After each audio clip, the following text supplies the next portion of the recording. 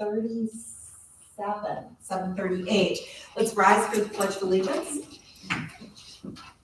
I pledge allegiance to the flag of the United States of America and to the republic for which it stands, one nation, under God, indivisible, with liberty and justice for all. Julie, do we have a quorum? We have a quorum. Item number 4, approval of agenda. Do we have any change of sequence or removal of items? No, we do that. I'll make a motion to approve the agenda. No second. All in favor? Aye. Opposed? Motion carried. Item number 5, announcements. There are none other than my district administrator's update. Item number 6, celebrations. You know, it sounds silly to say we don't have any immediate celebrations because there's a lot to celebrate, but there's nothing specific. Okay, sounds like a plan. We'll put that on for next time around. Item number 7, the consent agenda items. A, meeting notice certification. B, regular minutes of May 13th, 2024. C, special meeting and closed session minutes of May 30th, 2024. D, financial status. E, resignations. And E, hirings. I'm sorry, I'm F, okay. I'll make a motion to approve the consent agenda items.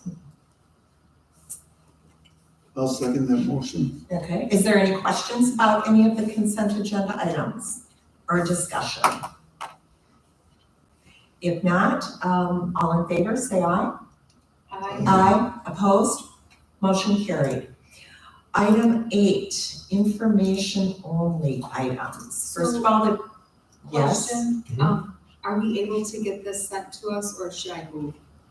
Probably move. Okay. I can share it with you quick. Oh. Why don't I just share? you could share with everybody. Yep. I'm Bear just in with a me, bad Matt. spot to be able to Yep. see the screen. Bear with me. Thank It's you, coming to thank you. everybody.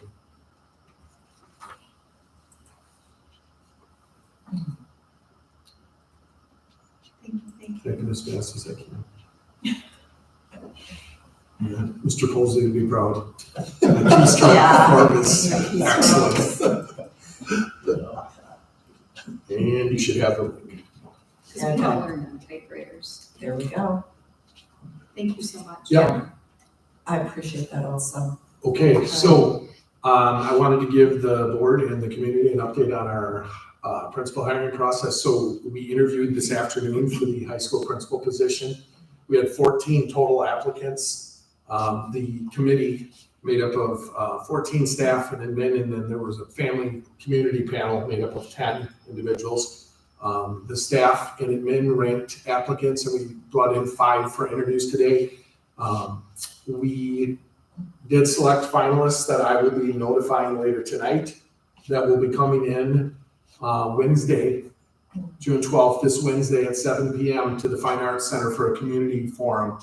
So I will, tomorrow morning, after I've notified the individuals tonight, I will be sending a communication out to all families, to all high school students, and we'll have it on our Facebook page with the names of the finalists and a little bit of their bio, and then inviting them all to come to the Fine Arts Center at 7 p.m. on Wednesday. There will be an opportunity for them to write down questions. Pastor Dave Bradley has agreed to moderate for us. And they'll submit questions and have an opportunity to tell the folks in attendance a little bit about themselves. Folks will also have the opportunity to fill out an exit survey regarding the applicants, so what they thought about each of the applicants at the end of the night. And then I will be using that information to make a decision to who to offer the position to. So that's an update on. So we high have school. 3 finalists, not 2, we have 3. That is accurate. I'm not going to say the names because they haven't been notified yet, but yep. No, I So don't the want to 3 know names. finalists will be offered to come Wednesday night. Correct. Okay. Yep. I mean, they might not, one of them might not take it, but I- you're gonna offer 3 people. The option opportunity to come and do this Wednesday. forum in front of our Yes. community before making a decision of who to offer the position And to. as a board member and a community member, if we wanted to. I would consider expect you this guys, if you're either. able to, absolutely, Perfect. because you Yes. are, so we want everyone there. Yeah. Like, that's why I want to let high school students know, because I want them to come and share their feedback. Great. And input. Yep. Fantastic. So that'll go out, all of that'll go out tomorrow morning, all those communications to let people know. And I will release the names of the finalists tomorrow morning in that communication to Wonderful. everyone, okay? On to the next slide, so the continued, so the Pittsville Elementary School position, we also have a deep pool of applicants for this position. So I will be doing simultaneously while we're finishing this one up, I'm doing screener reference checks on those applicants. The staff committee is obviously different for that one. That is made up of elementary school staff, and the community panel will be different, family panel, because that'll be made up. Now, some have kids in both buildings, so Mhm. they are welcome to participate in both of those. So what'll happen is we will set those interviews up for next Monday for the elementary school position. It'll be the same format. There will be a staff panel and a community family panel that'll be interviewing opposite of each other, the applicants. And then what happens is both committees separate in themselves bring forward their recommendations for their top applicants, and then we do the forum. It'll be rinse and repeat next week. Comment? Great job with setting this all up. Appreciate the timeliness and appreciate the involvement. Yeah, that was important to us to make sure we had like full transparency and got as many people involved in the process as possible. So I appreciate it. Good job. Were all staff in the buildings offered? Yep, every single staff member, custodians, Could cooks. be, Yep, if and they we, wanted to be. Okay. yeah, and we did, thank you actually, Julie, so I sent a survey out to all staff asking for those characteristics and also to all families. So 61 staff filled out that survey and 101 community members, family members filled out. So even those that didn't have time to be on the committee were able to give input, and the questions for the interview were based upon the survey feedback, what they prioritized. So thank you for reminding me. Very, very strong process. Okay, so Facilities and Capital Improvements Committee, I just want to give an update. We met, Pam, was it last Wednesday? I believe we had to reschedule because of It was a regional Monday. baseball. So we, It was, last Monday, before. you're correct. So we met, yeah, we met for a second time. This was our goals that we had set that you see up here. So what we did is we reviewed and updated that 10-year plan, that we added some things that the committee members came in, everybody came in with a list of their 5 priorities, either that were on the list or not on the list. We updated that. We did identify some priorities, like immediate priorities, that we're dealing with safety and security. So we have one thing the committee talked about, there are some entrances in some of the buildings that don't function properly right now. So the committee, we were in the direction of saying those are things we need to take care of sooner rather than later. So we did update the plan. That'll be eventually coming to the board, Pam, and then to DPI for approval. Yes. The I updated think it plan. was going to the committee one more time, wasn't it? Yep. Okay. But eventually, Right. it may not be over the summer, it'll come back to the board for approval with the additions, then it has to go to DPI for approval, otherwise you can't expend money out of Fund 46 if it's not approved by the DPI. So anything that's coming to us in the capital, we anticipate being able to be funded by the 392,000 we have left there. We are working with that balance in mind. So we aren't planning to put anything into the potential No, other conversation of whether or not we should look at referendum for that context. It's all what's in our balance. I will tell you that, I won't say that wasn't discussed by the committee, because that's a Yeah. great question to bring up, is listen, we have $392,000. Some of these things that are on the list are huge expenses, Yeah. right? Like infrastructure. The decision from that committee, that wasn't the role of that committee to make that, but it was discussed. Do we look at that? Now, there is a way, like some of the tasks, and I'll let Pam jump in. We feel like we can get some of the must-have need things done through that. Within what we have. Yeah, within what we have. I would also tell you, Pam shared with the committee, the likelihood with the tight budgets we have is not being able to continue to stick money in that fund at this point right now. Our goal is to replenish our fund balance right now is what our main priority is. We're gonna leave 100,000 there if. Yeah, at minimum. Yeah. So we felt like we identified some things that, like these rise to the top for safety, accessibility. Okay. So, sorry for the small font, but there's a lot going on. I wanted to get this out here. I'm not gonna go through all of it right now with you, but on the next slide, Deb, can you go to the next slide? So I put links out here. Good. So this will be public record for the community and for all of you from the board. Okay, let's go back.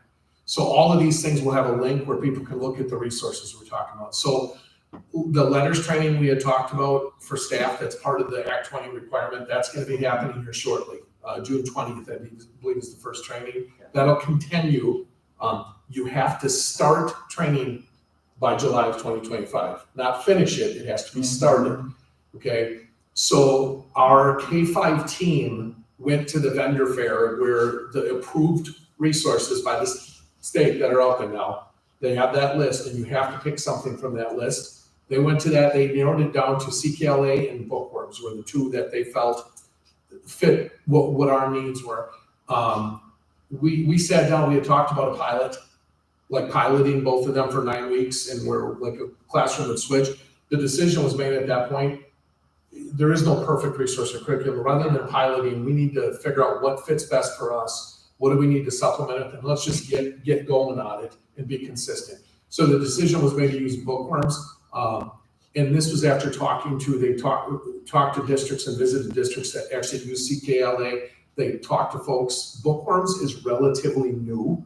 So CKLA has been around for a bit. Bookworms is kind of newer, but it checks all the boxes of Act 20 requirements, phonics-based, right, and science-based. So they made the decision to, and I support this wholeheartedly, is to go with Bookworms. And what we wanted to, and I want to be clear with the board, there's no requirement to implement this for this upcoming school year. It's mandated for the following school year that you have this. Here's what our discussion was with our staff. It's never the wrong time to do the right thing. And we know this is what we should be doing with our kids. So we made the decision, we're gonna do this now for the upcoming school year, which is why we're getting the training done. We're gonna implement this. We reached out to the Bookworms vendor. I called them. They were willing to defer payment until after July 1st so that they could actually ship the materials to us yet this June, because teachers want to get them in hand and be able to sort through them and go through them. We also, I had my middle school ELA teachers come to me and say, hey, we're feeling kind of left out here because this is a K-5 curriculum, right? Well, I contacted the folks at Bookworms and as luck would have it, they have a beta version out for the middle school. It's a pilot, right? So they have schools that are piloting middle school. I said, what would a person have to do to pilot this? Because we really like what we see K-5. They said, just sign a memorandum of understanding. It's free, completely free. We get all the resources for free for next year. And it's the middle school version of what our K, so we're gonna have a comprehensive program for literacy K-8, which is really exciting. And the teachers have been going through the resources. They're pretty excited about Bookworms, and this was the biggest deciding factor. Big one was, it's very engaging. The people they talk to, like the texts are engaging. It's a lot of where they're doing like group reading and teach it. Like it's more engaging to young kids to keep them involved. The second thing was they have a DI component, which is the tier 2 intervention component. So what that is, it's built into these modules. So what this is going to come with all the workbooks, the text, that's the cost of the curriculum is all part of that. So what will happen with the DI component is if you have a kid who's a little bit behind, they have this component where it differentiates the learning so that they can work on those things that they need to work on. That was a big piece with our staff. So this wouldn't just be for our students with disabilities, it would be for any of our students who are struggling with the material. There's also components for acceleration for those students that they're there and going beyond. That was very intriguing to staff. It was pretty exciting, about as exciting as I can get over a literacy program, but for real, it was, and it all kind of fell together. The other thing we want to do is, if you remember, the state, they have not promised, but they said they're going to reimburse up to 50% based upon availability of funds. Here's what our thought was. The sooner we do this, the more likely there are going to be funds available. If we wait until 2025, like the following year, there's likely to be no funds for half reimbursement, because this would be significant if we're able to get any of it reimbursed. We felt like doing it now, it's the right thing to do, and also a better chance of getting reimbursed the 50% for the cost of the curriculum. So that's where we're at. Really excited about the beta version, frankly, with the middle school, because that was the discussion is, all right, so we're gonna do this to K-5. We were still using Lucy Calkins in the middle school. And it was, and the staff came to me and said, we would really like to get more into this science of reading and do this. Wow. Well, it was very fortuitous and free. It's right in our price range, with it being free. So, that was a Pam joke. Pam appreciates that when I say that. So, also exciting, our 4K team, and you may be aware, we have Ms. Dunau and Ms. Kistner, our two new 4K teachers for next year.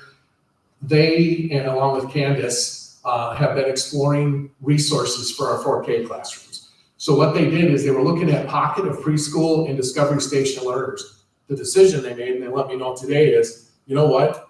There's pieces of both of them, and the cost is minimal. They said we would like to go with both of them and more or less use the pieces that make sense for both of them.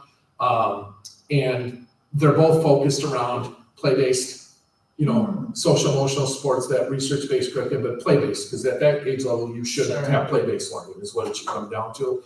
They were very excited about this. They're going to combine these two resources along with our Bridges math program, which is what we used at the elementary. We used that this year.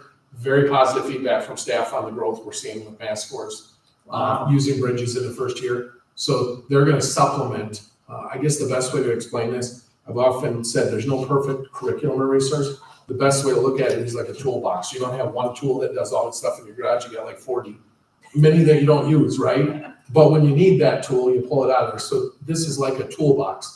Is there's going to be multiple resources in there, but a lot of it is this theme-based. So if you're learning, like when you're trying to teach the kids about, with phonics, it may be like restaurant-based. So you run a little mini restaurant with plastic food, and the kids are associating, like when you're teaching them the phonics of the word, they're using like plastic bananas and plastic apples and stuff. A lot of research behind this, and that this is what works best with, with that age level of kids. So. Okay. So then when we get into 5K, they'll start working bookworms. Bookworms. Okay. And here's the nice thing. And remember, 4K is going to be a part of the mandated testing through Act 20. Where they're going to have that standardized progress test. 4K students will be tested as part of that. They're going to be tested. This translates really well because it's based on phonics and vocabulary. There's a key, that was another big vocabulary component to bookworms that they were very fond of. So, good. So spelling, vocabulary, and then this is what we did is we built a little bit extra into the budget because there's always going to be a training component. So not just for the resource, but also we need to be able to supplement what teachers are telling us, a month in, hey, here's where we're seeing a gap, right? And this would probably be where I would say, where maybe with the Lucy Calkins, where we did, is we weren't looking at those gaps early enough to identify, and then bringing in resources to support where the gaps were. We want to make sure we're supporting our teachers as they roll this out, implement it with the training and with supplemental resources, spelling, vocabulary, phonemic awareness. Those are things that we've heard, we're struggling with right now. This checks all the boxes that we need moving forward with that. So pretty exciting. So they don't think there'll be any confusion on following one rhythm of one program to success. They can combine the two.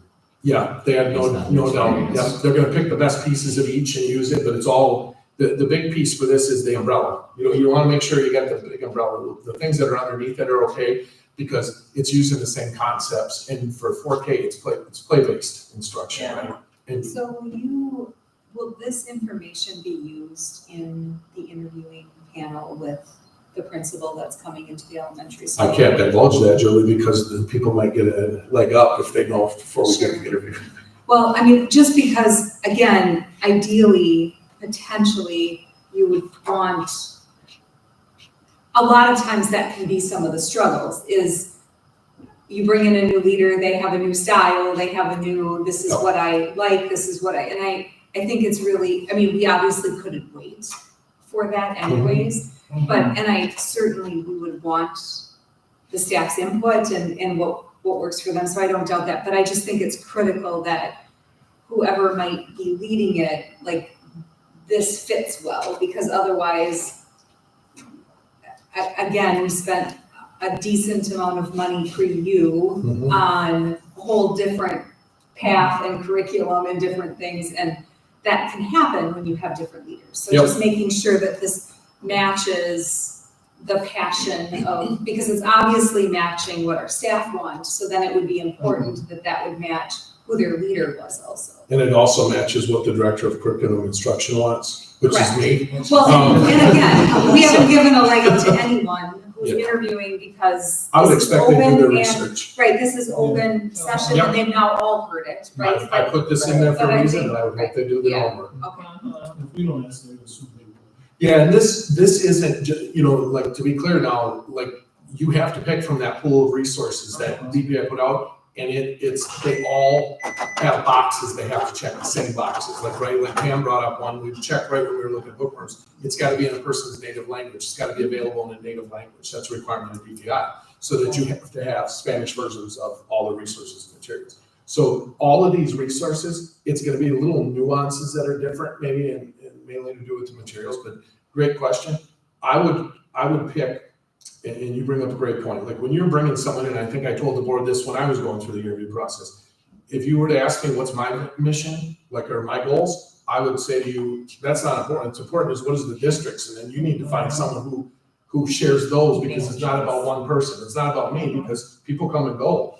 It's about what makes the most sense for our kids, and then we bring it in. But that's a very valid point. I would hope through our process, with taking this community feedback and the staff feedback, we're gonna be able to come to, it won't get into the specific details of this, but it'll be part of that overarching idea of like finding out what they value and what their philosophy is. Ironically enough, in the surveys, the finding an instructional leader ranked the lowest for both staff and the family community, was actually the lowest ranked thing for both. I don't know if I should be offended since I'm technically the instructional leader, but maybe that means I'm so good that they're confident in that. I think it speaks highly to the importance of relationships, and when you have strong relationships, the rest come, and I think that's critical. But this is really, this is exciting, Yeah, it is just super because we exciting. kind of have a path, and we're gonna be ahead of the game with this, so. So once again, there's the link page. So this is Pocket of Preschool, Discovery Station Learners, those are the two 4K ones. The Lexia learning is about the letters training. So if anybody wants to look up more information about what is this letters training and what does it look like, it's in there. And then that's for our Bridges math program, which has been implemented for this current school year. So this was our first year. And then the last one is the bookworms. And that's the K-5. The middle school one doesn't have, it's a open source, not open source. By me signing a memorandum of understanding, we were given the resource materials with the agreement, we wouldn't share them publicly, only our staff can use them, if that makes sense, which is why it's not included in this presentation. That makes sense? Okay.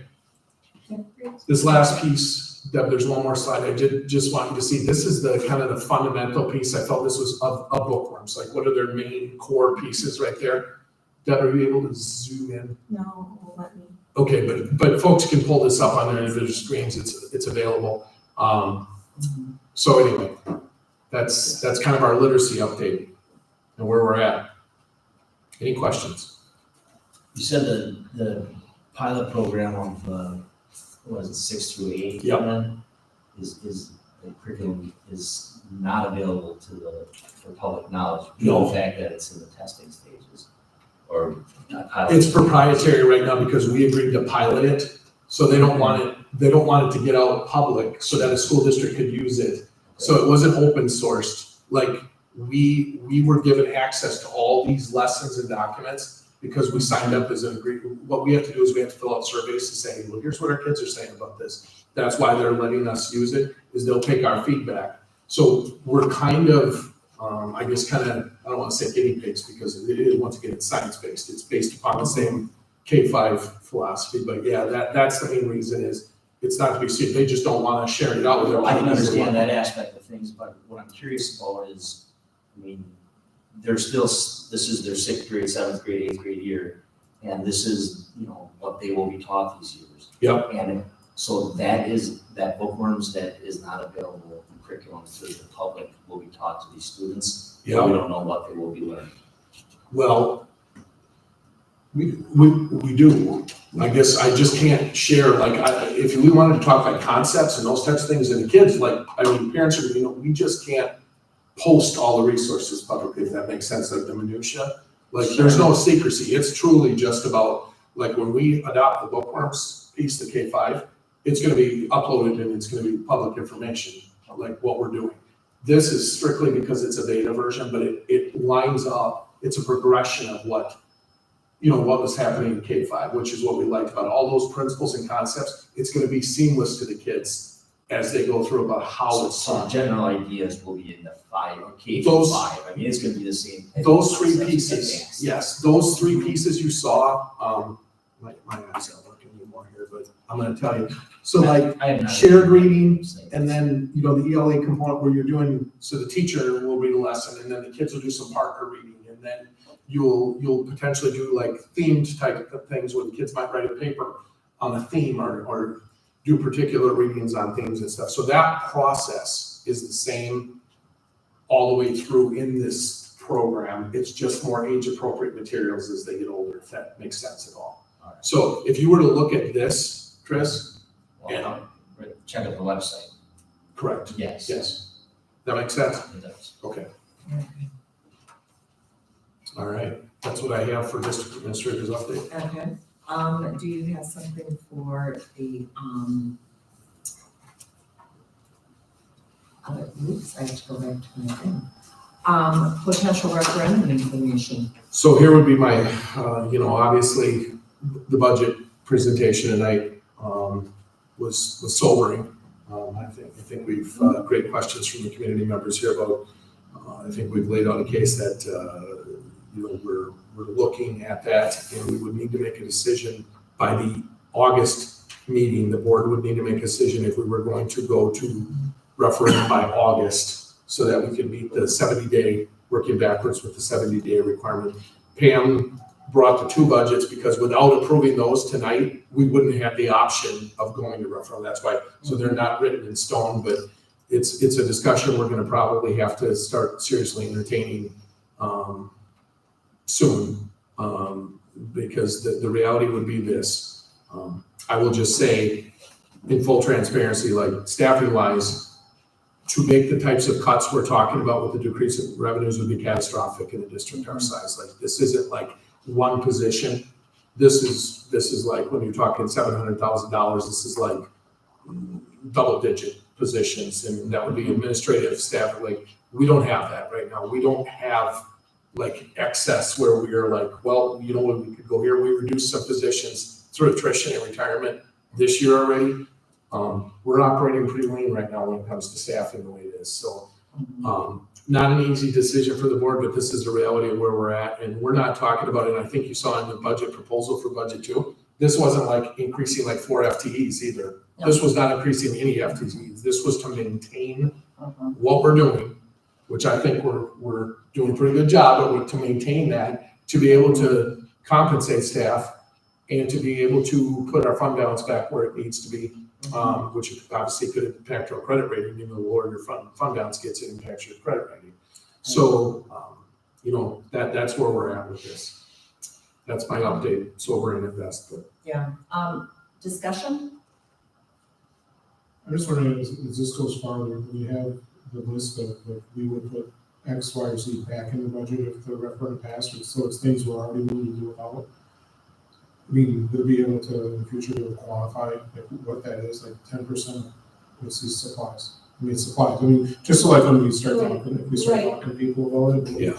we can Right, say it. so if we put it in a projection type scenario, like, here's where we'll be at if we don't, Right, or just like. here's where because- we're at if we do. so we'll put- Like, and I then mean, we'll whatever. have a very set, Mm-hmm.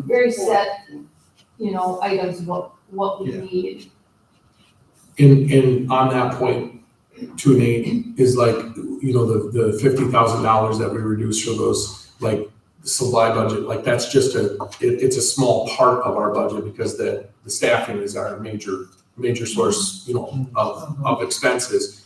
And even sports, I know Chris mentioned, you may have to look at that. The total cost, if we eliminated all extracurricular, please don't even, it pains me to even say something like that, because that would be no bueno for me, right? Yeah.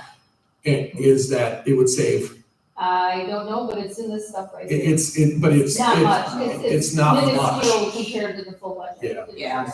So that's the conversation is that and I get what you're saying, if people say, well, you're able to cut, well, what the reality is it was cutting conferences, professional conferences for staff to go to, and those types of things, and cutting 10% off the budget. Well, this is the thing with the budget, costs keep going up for stuff, and if we're reducing by, when you're talking like transportation, those things, they don't, referee costs, they don't go down, and when we're reducing, it's not sustainable, so, but very good question. Any questions or comments? Are you okay, Rick? Okay. I got you, I'm right here. For me, when I look at this, it's like, okay, even with, we're running really, really lean. And to continue to run lean, we've got to dip into fund balance to the tune of like $700,000. And that's absolutely crazy. So somehow, if we choose to go forward with this, we need to somehow equate this to the family budget. Or I'm not sure, getting a second job for 4 years. I'm not sure what the analogy would be, but I have signed up for a WASB webinar on referendum, and Rick is joining me as well as Jason. Deb will next time. And Deb will next time. The first one I shared that was with last the board. Wednesday. Yes, You sent it to me yes, and I you shared it with the board. did. Yeah, the slides and all of that. Quite frankly, the first one wasn't a lot of what I would call new information. It was really talking about the difference between a recurring and a non-recurring. I think this next one coming up on Wednesday at 12 noon, and if anyone is free and wants to join us, they can. But I think that will get into more of the nuances of how to present the information. I think the other important thing that it's important for us to share as we think about it is when we look at, we've ebbed and flowed, right? Because had babies, didn't have babies. When you're a small community, you don't have a baby every year, so it ebbs and flows in regards to what that looks like. But, when we go back 10 years, so 10 years ago, we had 20 more students. So it's not, a conversation piece could be, well, if you have less students, then you should have less what? You still have the same buildings, and 20 students across 13 grades are not, it's a student per grade. You can't eliminate staff. And even though our total count is down, but it's down by 20 students over 10 years. So, again, we've held pretty, it's not like it's this drastic, wow, you have 100 less students. Of course, you don't need the same level of staff or the same buildings. Again, it's a 20 student difference in 10 years. So I do think that that's an important component. The bigger component of these is we don't have the same buildings though. No, And we can't afford those, I already know that's gonna be, I'm already hearing that conversation. It's like, that building you can't afford. And valid, but my response to that would be this has nothing to do with this building, that increase, it's other stuff. And that's that devil's advocate or rob Peter to pay Paul, without this facility, we don't know if we would have lost students, or we have students open enrolling, and then that's that long game of talking about, this was meeting the needs of what our community and our students said was this facility is phenomenal. And we're getting those trade-based skills and offering something that frankly districts around us 5 times their size can't offer. And this is what I would be willing, Nate, as we go through this process, anybody who has those questions, it's not gonna be, these are all valid questions. But that's what I mean when I say I feel like we have a pretty solid case to lay out. If people are willing to sit down, I'll talk to anybody and listen, I know that may be, okay, the thought is, well, this whole building again. That referendum, separate from this as far as the cost of this, and actually this was a bargain considering the kind of materials and everything was Set paid pre, for. it was set pre-COVID, Yeah. so it was definitely a bargain. Yep. The other thing I think we as a board need to think about is, what is our role going to be in informing the community? I think that, it's not just Jason's job to do this. It's a shared responsibility because we're the ones that are elected by the taxpayers. Traditionally, boards provide information, they don't advocate.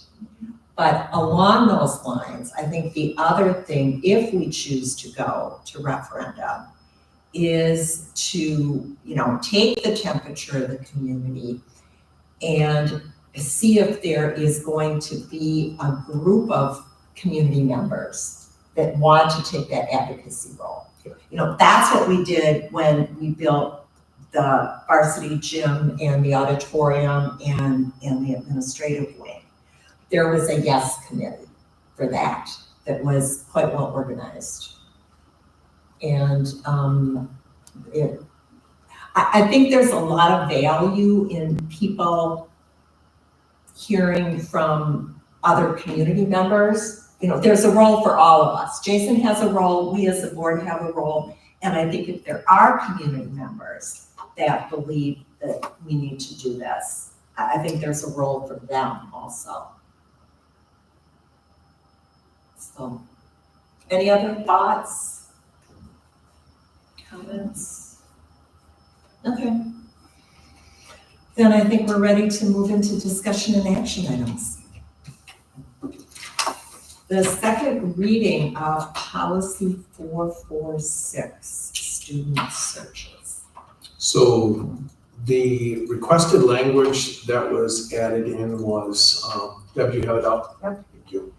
So the request was made to put in the language about attempting to notify families prior to a search. We had legal counsel review that, and he made a suggestion, Tony Rennie made a suggestion that we add the italics. But that's not on here, is it? No, I didn't add it. So the change you sent this afternoon isn't on here. Okay, so I think we can just read that in with that addition. If someone can make a motion to add that italics piece that I sent you. The italics piece that was sent from the attorney. Correct, that was forwarded by Deb from the attorney. And they're all pretty much near the end of the second corrected paragraph. Here, let's, Yeah, let's bring. I'm gonna it read up. it. Unless such action would interfere with a police investigation. Yeah, That would so go- I'll make a motion to approve with the change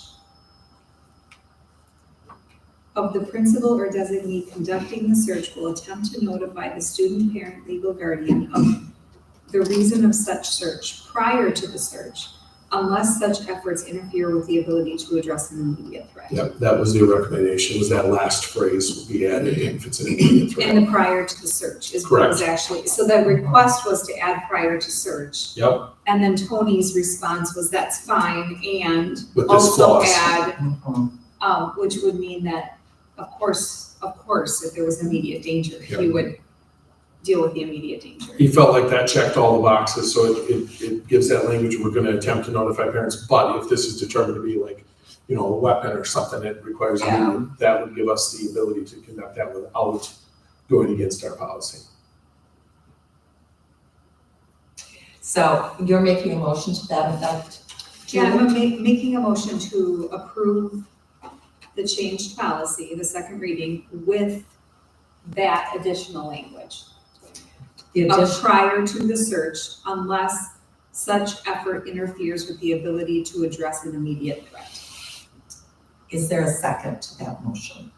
I'll second. Is there any further discussion?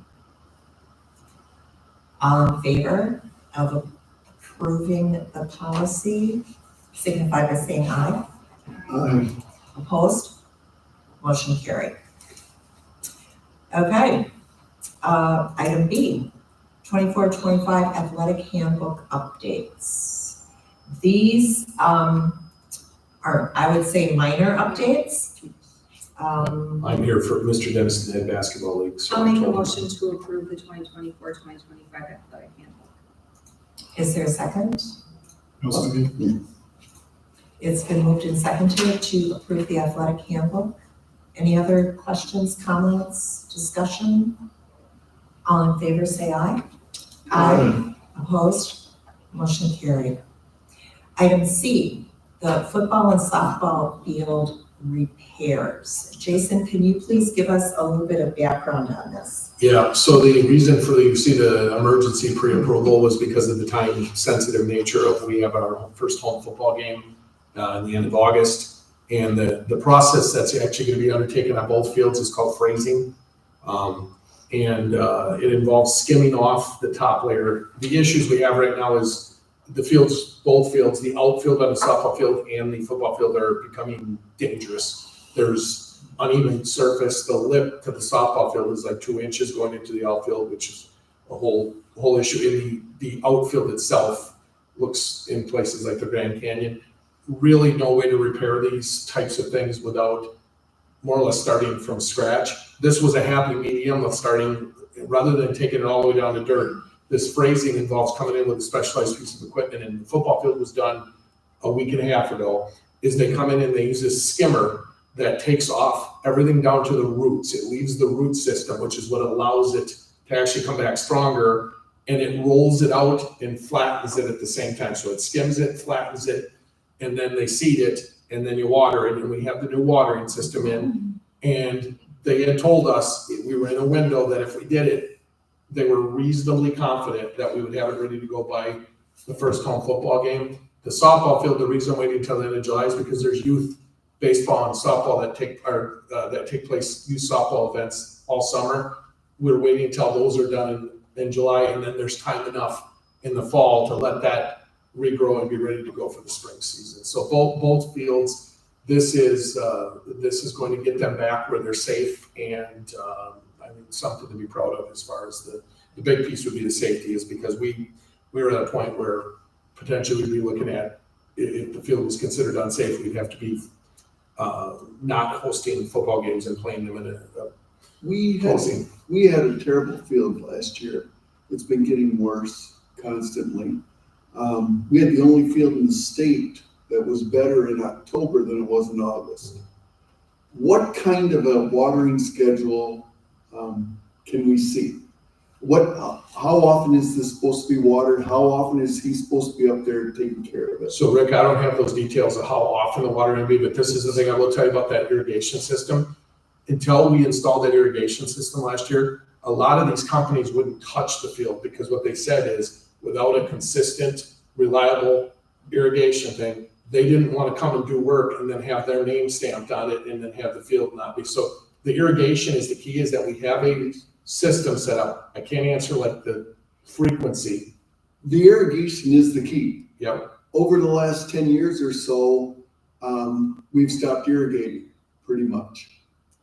There's been years we haven't even hooked up that irrigation system we used to have. Now this one's pretty easy to run. Correct. I want some sort of a guarantee that we're gonna run it.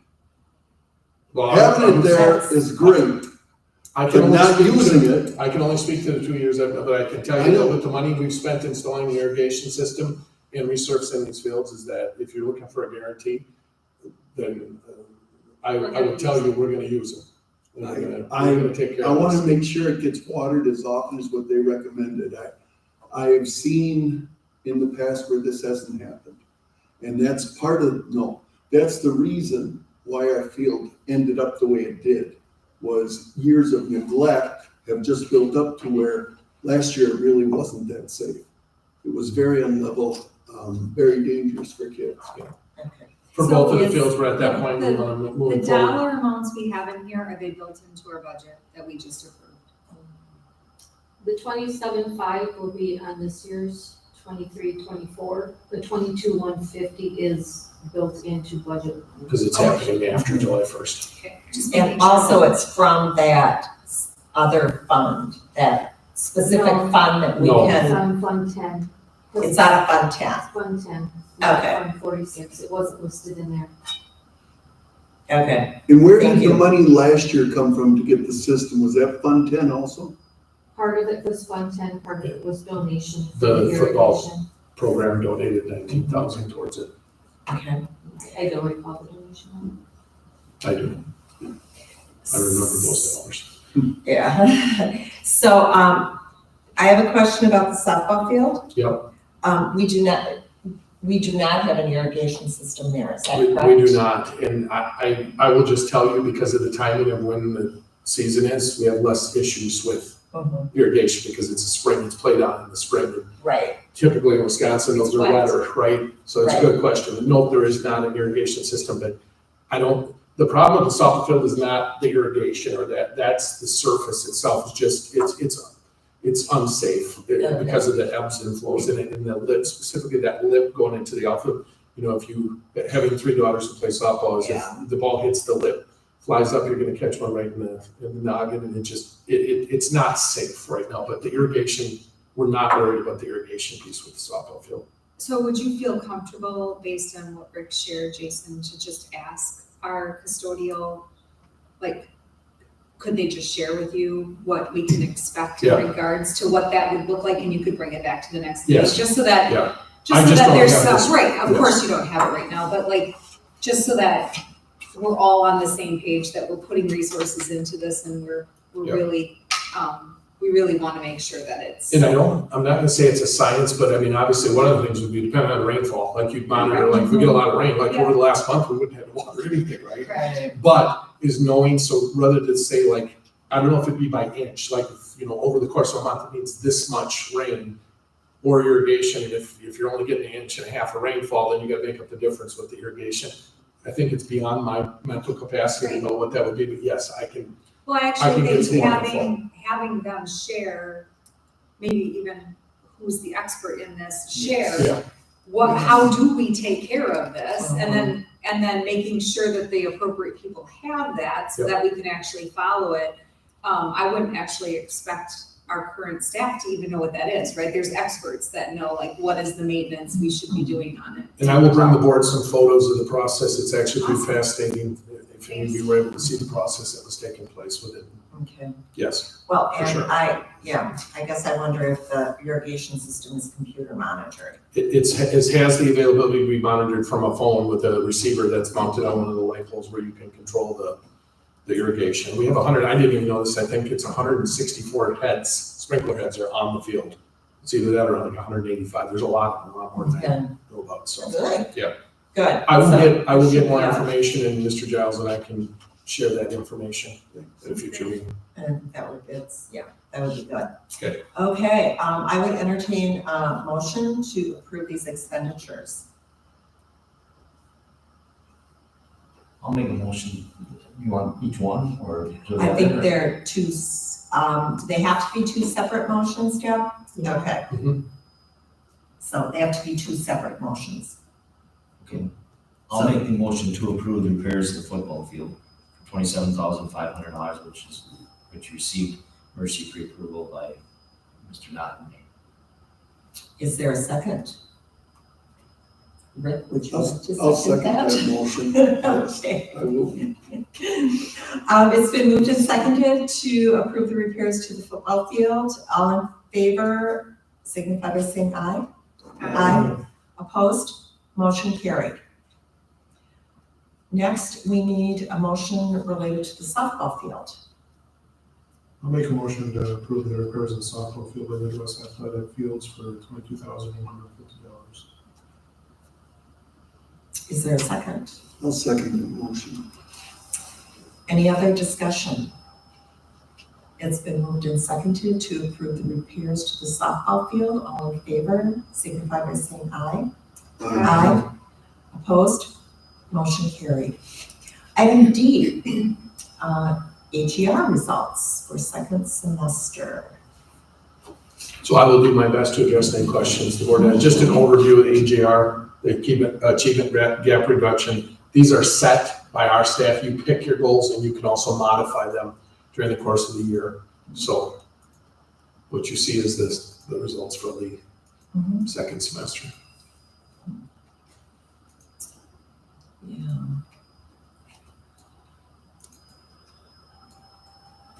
overall, I think that our students and our teachers are doing a good job. Yeah, this is a small snapshot, but we're never satisfied. It's like when we talk about, we're proud of the report card, but we're still talking about, 50% of our students not reading at grade level. We celebrate, but you also acknowledge there's work to be done. But yeah, I would say overall this is. Yeah, I have found these through the years to be very interesting.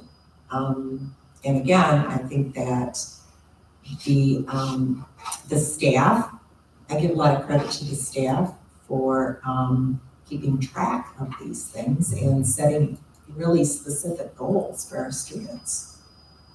So kudos to staff.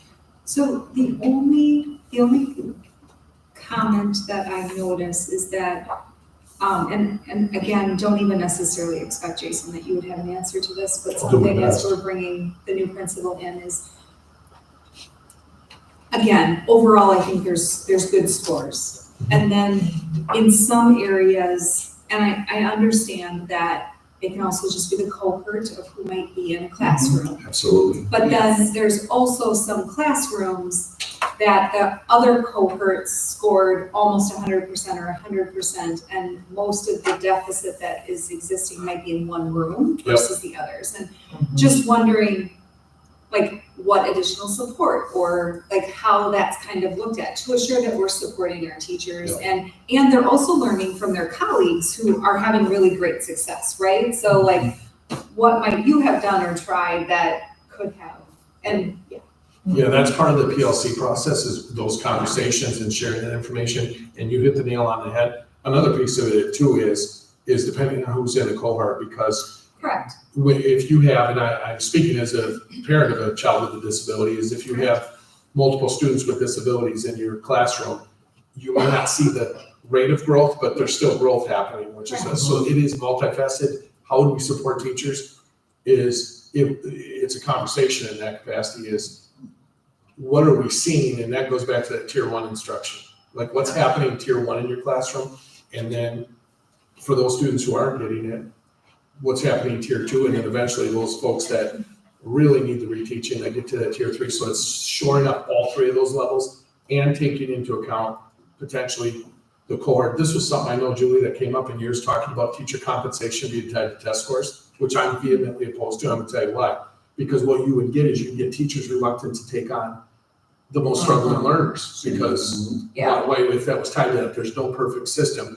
Now, I would like to think if you based it on growth, you would, but then when you take into account if you have students who are English language learners, or if they are students with disabilities, so it's not a perfect science, and this is a small snapshot, but I would expect that when we get a new person in, like when you talk about having someone new come in, I like a fresh set of eyes on things, right? Like when I came in 2 years ago, I just had a different, view of things coming from somewhere else, to take a look at this and then see what their takeaways might be from the data, looking at, and the big thing for me is look at longitudinal data. Not 1 year, let's kind of look at trends over the last years and see what we're noticing and stuff, so. Yeah, and where it's broken out to be able to maybe see, it's interesting because struggled on the reading side, didn't struggle on the math side. So the same student, so again, and we don't have the privilege of actually seeing individual growth Correct. on this chart to know what that looks like. And I know, I completely understand there could be a gazillion reasons for what that is. I just also think, wow, like you have some colleagues that maybe have some,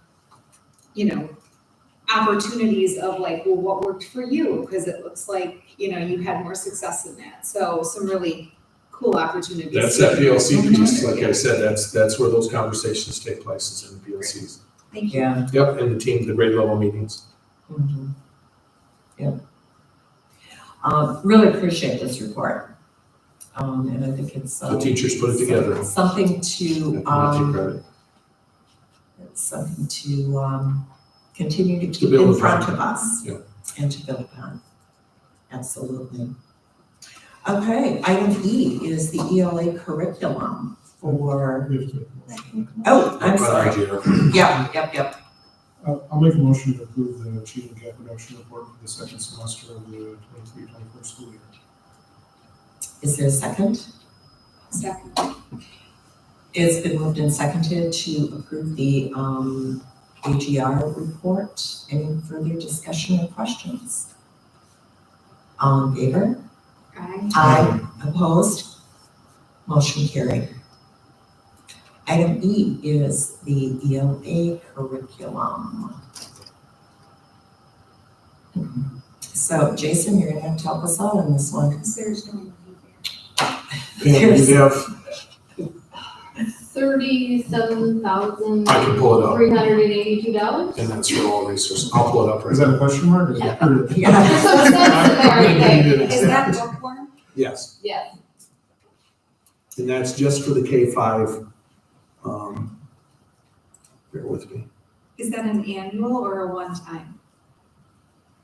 That cost right now would be, so the texts and stuff would be reusable in that classroom, if that makes sense. So there will be like workbook costs in the future, but this would not be the reoccurring cost, would not be this volume every year, if that makes sense. So we have workbooks and. Yeah, so we talked about this because you had the option to get the workbooks, or you could reproduce do your own photocopies. Well, here's what the reality is. When you break the cost out, what a workbook is, and then you talk about teachers' time as money, meaning they're spending their prep period running photocopies Right. of these things, and copies are money, like the cost of a copy, and that it was broken down, that it was pennies on the dollar to just go with the workbooks. And then what that does is that allows the staff, instead of running copies, they are able to prep and to collaborate with their colleagues and spend more time getting ready for the materials. So I have it ready.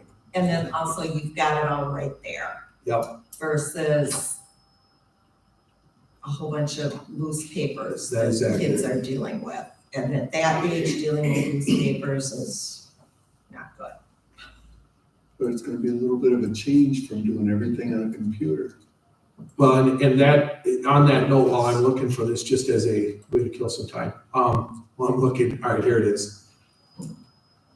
The total cost is $37,252. That's for all materials and resources for K through 5. $37,252, For the first year. correct? And Okay. will this come then to us every year to approve, or we only need to approve it year one? You would do the initial approval of the program, but I certainly can present the information, but yeah, it would require approval because it's a new resource, It's a right? new curriculum. And So I really, we're approving, we're approving the use of bookworms. Yeah, and we're not tied into a multi-year, just so you know, if for some reason we were to find out after a year, like, here's what I will tell you, this is like, do no harm, like the theory and the concepts behind this are all solid, as are all the curriculums are similar. If we decided this isn't a good fit, even with supplements, we're not signed into a 3-year contract, like this is 1 year and we could explore another resource if we needed to, if that makes sense. I don't know. Do we have to approve the middle school one too, even when it's not costing anything? No, Curriculum. no, because it's a pilot, so no, So we're just basically. there's no cost to We're it. approving this one because of the dollars. Because of the dollar amount, the expenditure, yes. Do you need me to repeat that number again? 37,250. 37,252, and that's for everything, that's for the texts, Mhm. the workbooks and all resources. For the 6th grade levels. I believe that also included so many hours of Yeah, third training. grade level. There's some training, we wanted to make sure we had additional training if necessary, but that also includes some on-site training from bookworms. So is there like curriculum that's gonna be available on their Chromebooks? So one of our goals that I presented to staff at the end of the year is to reduce screen time in this district by 50% next year. Mhm. I presented that to staff, that's my director of curriculum instruction goal, is that we're gonna reduce the amount of time our kids spend on computers in this district by 50% next year. And it's kind of an arbitrary number, but this would be the goal. If you're a teacher with your kids who may be spending 25 minutes a class, let's kind of cut that down to 12. If you're spending 60, let's cut it down to 30. So it's not like I'm gonna be walking around with a stopwatch. And it was very well received by staff, right? Like, staff were like, wow, it's kind of feels good to know that that's our goal. Like, I had several come out and say, as a parent, thank you. And the idea would be this: we need to get back to some of the basics of read books in hand. And these are books in hand, just so you know. This That's isn't, why I asked the question, because it's just, was kind of refreshing to hear you talk about workbooks. Yep. Like literally having to write That is accurate. into a workbook. You know, you're seeing a lot of the younger people having a hard time with their handwriting. Correct.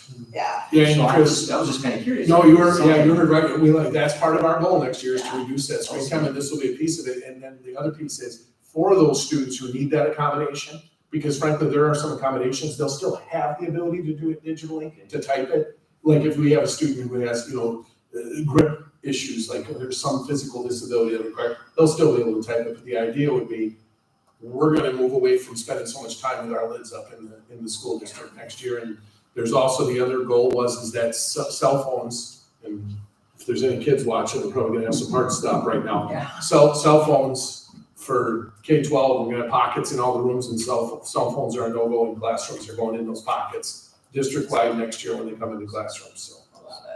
It's trying to recapture some of that instructional time for staff and cut down on some of those. And parents have said, the other piece, just to share, Chromebooks will not be going home in 4th through 8th grade anymore. They're gonna stay in docks in the classrooms. They'll only go home if a teacher specifically is like, hey, we need you to take them home because what we're finding out, the kids are taking them home, they're being damaged on the transport home or at home. Kids are playing games at home, parents are frustrated. They're asking, why does it take them home? Well, the reality, we looked at it and said, they really don't.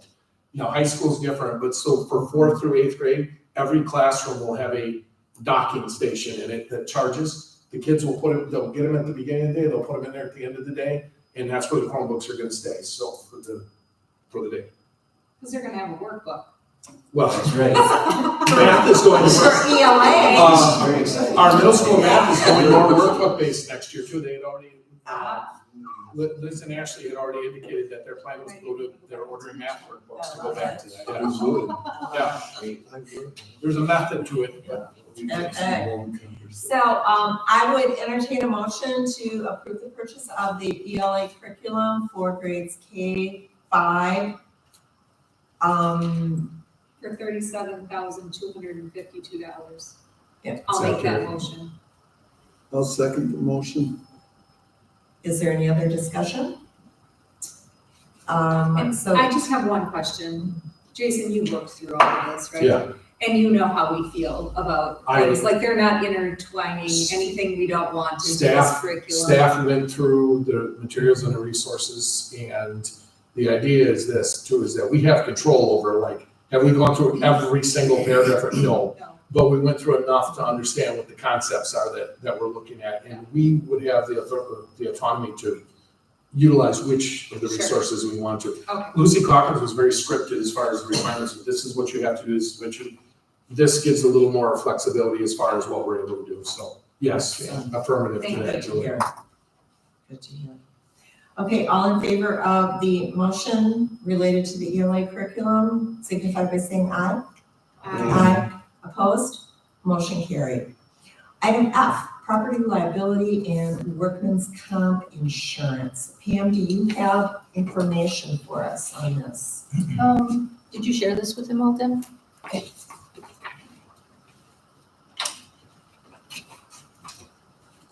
So back in March, I provided our agent with our updated information, student count, wage increases, etc.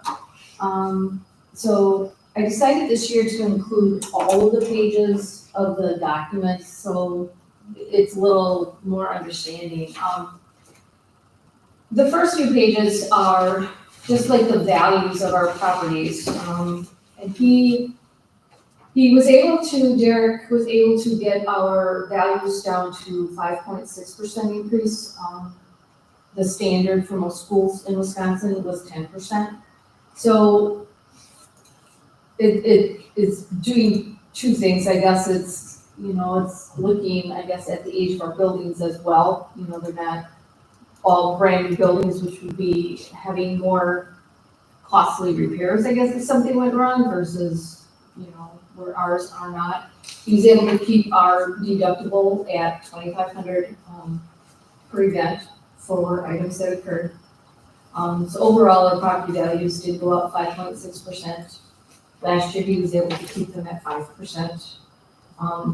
standard cost of materials is like 35%, labor's like 20% right now, so it's all quite high. Deb, if you want to, these aren't numbered, can you scroll down for me, please, Deb? What's kind of the bottom line? So it's page 15, I think. The Went bottom from line 97, of wages, 77 to of costs. Yeah, the Right. overall cost. Right, Page 15. page 15, okay. Wait, Deb, go back, please. I just wanna, one more page, please, Deb. I just wanna note that even though our worker comp estimated payroll's going up because we increased, the 4% to 4.7, 4.12, our estimated payroll continues to rise. But state overall had a decrease of like 8.3 some percent, so that was really good. Another really awesome thing is our mod rate went from 1.2 To like 0.8 or something. Yeah. It's great. I can't do that fast enough. It's on the very last page. From 1.45 to 0.76, Yes. which is. So that one amazing. humongous claim we had on there finally fell off. Okay, so that helped bring our workers' comp down too. So Deb, I would like, scroll back up again, please, for our premium summary. Oop, right to it. Okay, so the last year's, this is this year, and it's going up about $9,000, but within that is our 5.6% across the board increase for value, plus our claim of $275,000 is hitting this year. It did not hit last year, it's hitting this year. So that claim is gonna be on for 5 years To the gym floor. for the gymnasium. And, whatever water damage was caused in the, out the area and stuff. Yep. So that 9,000 will probably, he's not expecting a whole lot of difference from 48,000. Just a standard whatever market increase will be over these, additional 4 years. So he is still fighting to get that reduced. And I look at it like, okay, well, that's like an extra $36,000. No, we can't spend it, but we really needed a gym floor anyway, and that happens, so look at it that way, I guess, with the. So I just have one question. The optional coverage that's below, would that indicate that our typical commercial package is not covering us for hail damage? I will get to that though. Okay. Yeah. So a commercial liability, school board liability and everything, the standard market increase of about $700. Business auto, minimum fuel change, crime has not changed. Workers' comp, that's where we're seeing our significant decrease, again, with the mod rate and the state rate going down. So our overall estimated premium is going down by about $7,600. What this is, with the significant volume of wind and hail, every insurancer is having to cover this spring alone. That's why it's taken until like just a few days ago to get this to us, even though we met in March, is because of wind and hail. So a lot of places are actually mandatory wind and hail $25,000 deductible. So if we have a hailstorm come through and it destroys all our roofs, each incident, each roof would cost us $25,000 deductible versus a $2,500 deductible we have now. So the difference in savings is $2,500 in premium. One roof claim, it's another $22,500 that you're I get paying. it. So it's not an additional $45,000 to actually have wind and hail. No, it's Coverage. decreasing our It's, premium our premium would be decreased, but we would pay $25,000 per per event. Incidents. per building. Per event, yes. No, per event or per building? Big Per difference. event and building. So both.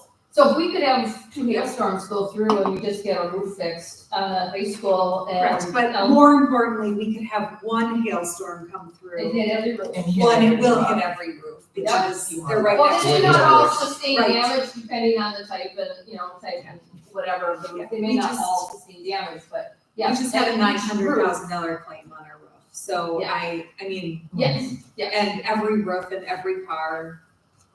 Hail Okay. does not discriminate. No, No. not at all. No. My husband was a roofer, kept him busy. Yeah. But again, I agree, I think it's such a minimal difference. Well, right, one claim is an extra $22,500, so you're not saving enough for the risk that we've had in central Wisconsin. We have always declined the auto medical endorsement. We've kept the violent acts, so that would be if something happened to someone, I can't remember the dollar amount it pays out, it's on here someplace, I wanna say it's $25,000 for violent act. That would be as if we would have a violent incident here and per person would get that regardless. Doesn't matter who's at fault, it's per person would receive that. I believe it's 25,000, but I cannot see it right now quickly, I can look for it. And identity coverage, we already have that free through something else. And the Stop It program, we use a different program. What is the Stop It program? Stop It is a kind of like a whistleblower kind of thing. It's an anonymous tipster line where if you're worried about another student, a staff member doing something to themselves or someone else, we Got use it. something outside the Department of Speak up, Justice. speak out. So you're recommending the 90,111 plus the $54 violation? That is correct. Okay, That would be equivalent to the same things we had the year before. okay, and we used to pay 97,707 and $56. That is correct. And I only have one additional question, and there's really no right or wrong answer with this, but how often do we ask anyone to like bid against insurance of? Yeah, we kind Lacrosse. of went through this last year. He is the bidder, so it's not like us going to State Farm, Farmers, and Allstate to see what's a better deal. He's doing that for us. But how- He's doing like, just like M3 does all the legwork for our health insurance. He's Yeah. doing all the work. And do we ever seek out other people who do this? Yes, we Like did every last 5 years, we did last year. year. Mhm. Yes, I did a fairly I significant recall that. presentation on it, yeah. Okay, perfect. Mhm. Any other questions on the insurance policies? Okay. I would entertain a motion to accept the bid for property liability and workman's comp through the insurance center. Also move. Is there a second? So, It's been moved and seconded to accept the bid through the insurance center. All in favor, signify by saying aye. Aye. Opposed? Motion carried. Item G, preliminary budget for the 24-25 school year. I'm assuming this is just reconfirming what the electors of the district passed. So it would be approving the preliminary budget 1 and preliminary budget 2. Only one.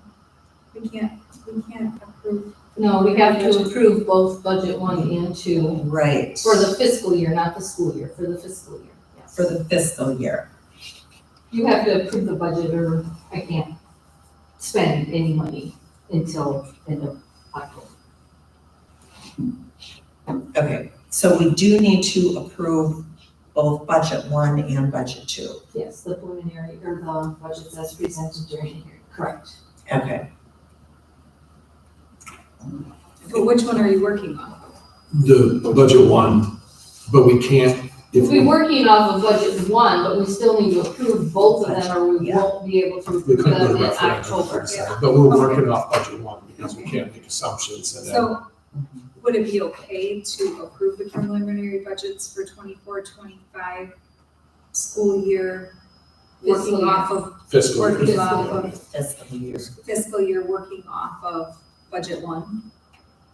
No, we have to specifically say budget 1 and budget 2, or in October, when I bring the revisions, I can only bring revisions to budget 1, and then I wouldn't have a budget 2.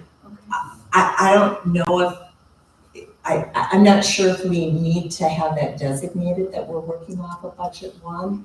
I think just to be able to approve both budgets.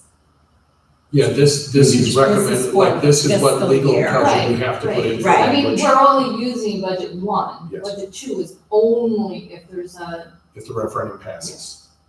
Correct. If there is a referendum that passes. Mhm. So that's a resolution A. That's. no, that's the levy. That's the levy. So the levy is voted on by all the constituents, the budget is Oh, yeah, right. voted on just by the board. Okay. So, do I have a motion to approve the preliminary budgets, number 1 and number 2, for the 2024 fiscal year, not school year, fiscal year?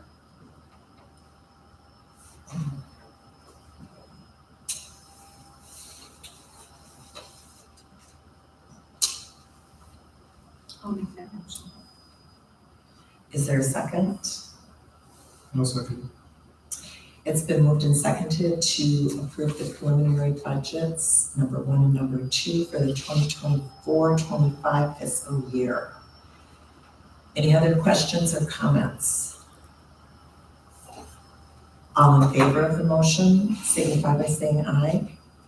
Aye. Opposed? Motion carried.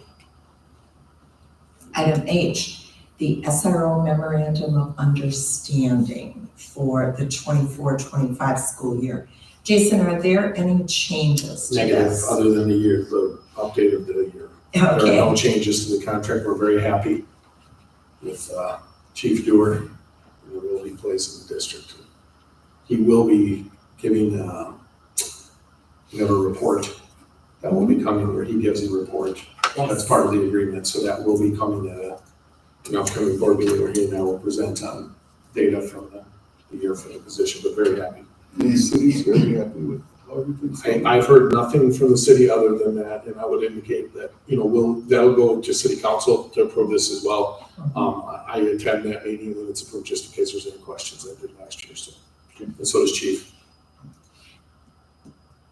okay, I'm looking for a motion to approve the MOU between the school district and the city for the SRO for the coming school year. So move. Is there a second? I'll second that motion. It's been moved and seconded to approve the MOU for the SRO services for the coming school year. All in favor, signify by saying aye. Aye. Opposed? Motion carried. Item I, the annual report of restraint and seclusion. So I just have one question. Mhm. It appears that we had, I don't know what time period this is. Is it the full school year? Because I feel like we got a report halfway through the years. It's just like the second half. No, this is for the The full full school school year. Yep, it's done annually. And we had 2 incidences with students without disabilities in the elementary school. That is accurate. And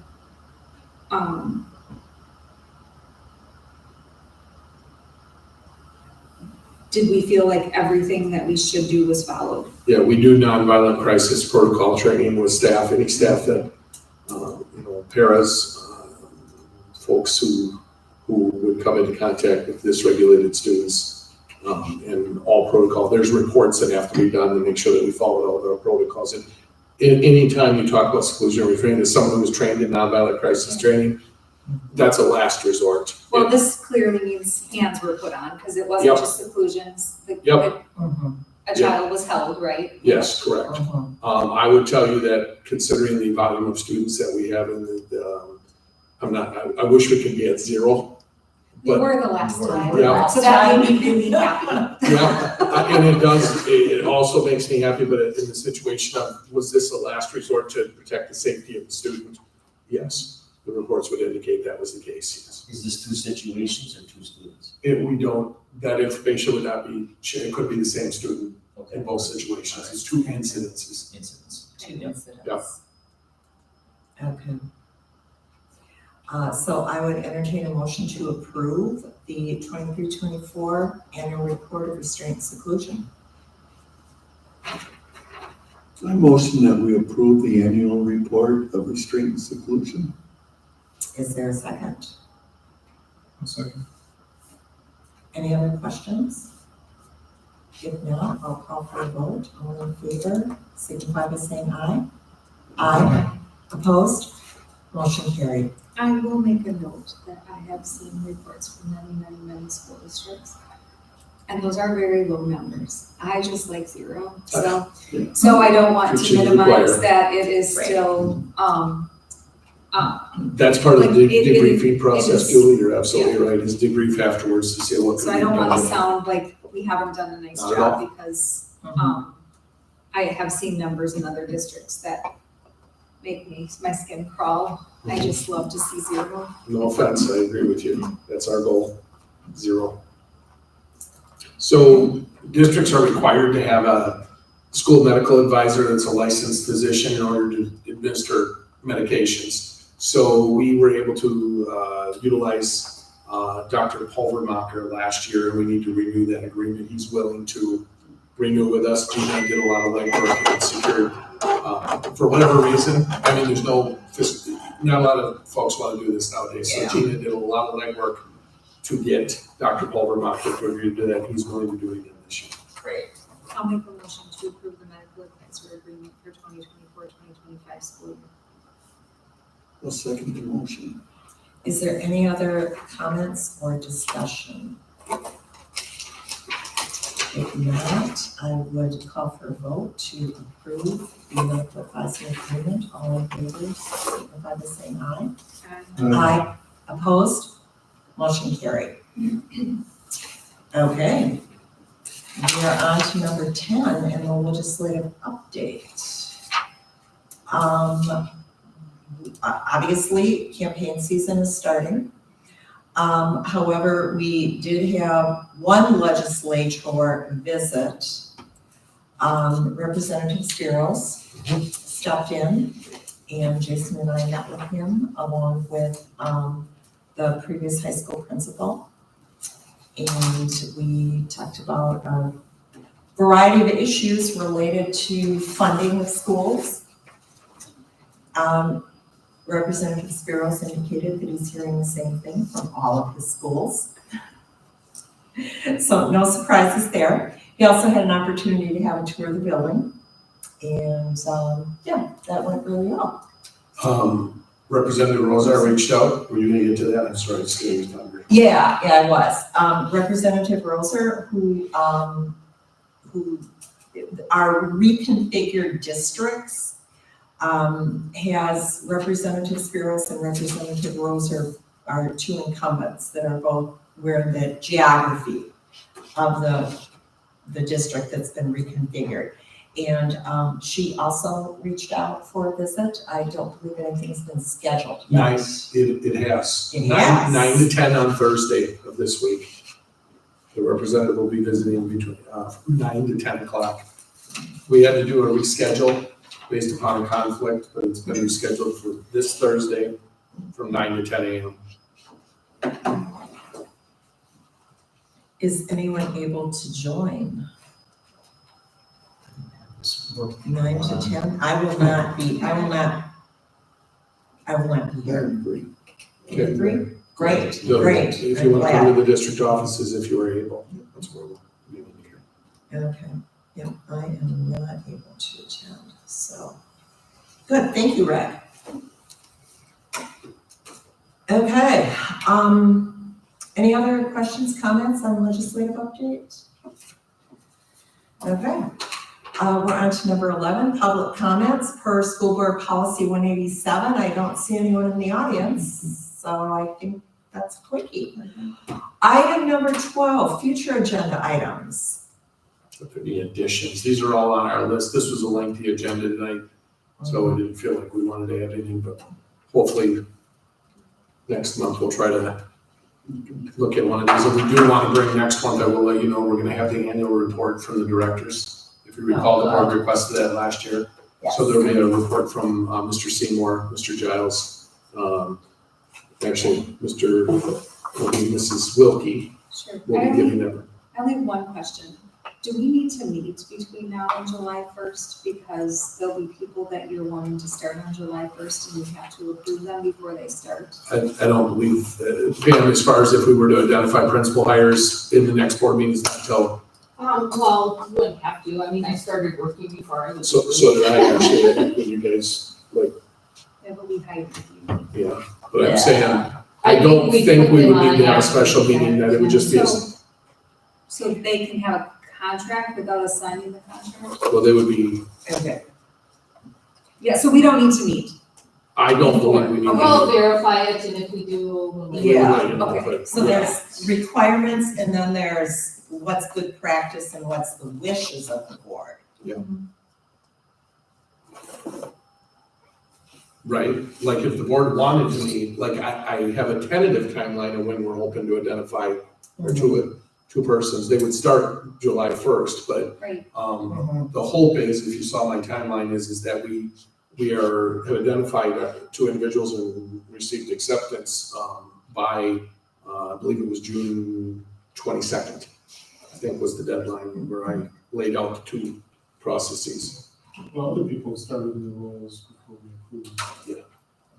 We are talking about ones. And obviously, I If would they're different with these roles, that's a different story. It's probably different than a softball coach. Yeah, so again, I go back to, there's requirement and then there's what's the good practice or what's the wishes of the board. Would board members like to have a special, we need 3 people for a quorum for a special board member. Because we can absolutely, if the board wants to do that, we can absolutely do it. I mean, that would just make things a little bit easier on our end. It would just be giving up either a morning or an evening. Or, another one of those 7 a.m. Yep. mornings. Yeah, so not really giving up a morning, it would just be scooting in early in the morning. Would you normally be here spending time with me at 7 Yeah. in the morning? Well, not normally, You would but be I- giving up some of your morning coffee. Okay, but not all of my morning. Why don't we do this? I will keep you updated, and if, like, once we have accepted offers, I will email the board, and you guys can let me know. We'll do a little research. That sounds good. The 24th and 25th, I'll still be in the country, but then I fly out that night of the 25th, and I won't be back till July 6th. Okay, I'm gonna throw out another alternative. How about if we set a time and we can always cancel it? I mean, my timeline would be that, now this is contingent upon someone accepting, would be the end of next week, that we have offers to both positions. So Monday, the 24th could work, first thing If in the you want to morning. put something on the agenda schedule, No matter what time you pick, I'm gonna be it probably, but I have to check my Sure. calendar to confirm, my work calendar to confirm. Yeah. Unless you Where- want to pick a weekend, then I pick over to. Yeah, Well, I mean, I could do Sunday, the 25th. I don't think we can meet on a weekend. I don't think so either. I think it's got to be during the workday. We've done strategic planning. I know. We did. Yeah, we did. So, Julie, when do you fly out? Tuesday. Tuesday the 25th. I could do the morning, but I can't do after. So we could theoretically But Monday, the meet 24th, I could. the morning of the 24th. I'm optimistic that you're gonna wrap this up and tie it with a bow. Let's put tentatively 7 a.m. on Monday the 24th then. Yeah, well, Let's do it would give them a signed contract, which I think is also nice. Not that, Well, there's some Yes, benefit that- for us too, honestly, is that, I'm not saying it's like we're gonna lock someone in a closet, but you technically secure them at that point too. Right. right. So, right, it's like, Duct tape and- yeah, it's There's stuff. that's true. Can they have a signed contract with us if they're still under a signed contract with their home school that they're with now? They cannot be under a contract with 2 districts at the same time. Right, but it As long won't as be effective it's until a time July frame, 1st. Yeah. Correct. okay, Yeah. okay. Yep. Would be effective, they could sign a contract. Effective July Not to 1st. start working till Yep. July 1. Yeah. Got it. Okay, so that is scheduled as a tentative, for 7 AM on Monday, the 24th. Deb, could you send an invite for that, please? That would Thank be great. Thank you. Thank you. Okay, any other discussion on future agenda items? If not, I would, ask that we go on to number 13 to, convene into closed session. The board will consider moving into closed session as per Wisconsin statute 19.85 paren 1 paren C. I'll make a motion and go into closed session. One second. Roll call vote? Nate, Yes. Chris, Yes. Mary, Yes. Rick, Yes. Julie, yes. Thank you, Pam. Thank you. Thank you very much. Okay. It was very clear that you really understand our budget. Great.